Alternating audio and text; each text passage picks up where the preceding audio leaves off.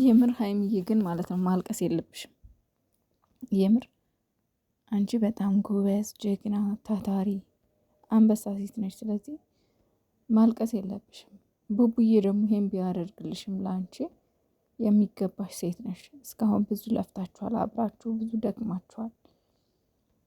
ምናልባት አሁን ሴጣን ገብቶ በመካከላችሁ ሰው ገብቶ ችግሮች ሊፈጠሩ ይችላሉ። ግን ደግሞ ያው ነገ ሌላ ቀን ነው። እንደምትታረቁ እኛ እናውቃለን። አንድ እንደምትሆኑ እኛ እናውቃለን። መቼም ቢሆን ማለት ነው። እና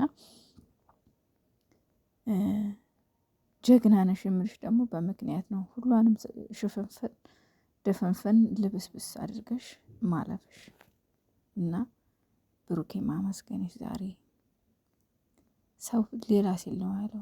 በየሚዲያው ሌላ ነገር ሲወራ ነው የዋለው። አንቺ ግን ድብስብስ ሽፍንፍን አድርገሻት ሰላም ለመፍጠር እሱን አጥቼ መኖር አልችልም።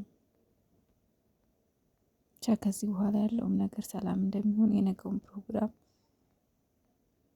ለመልካም እንደሚሆን ተስፋ አደርጋለሁ። መድኃኒዓለም አንድ ያርጋችሁ።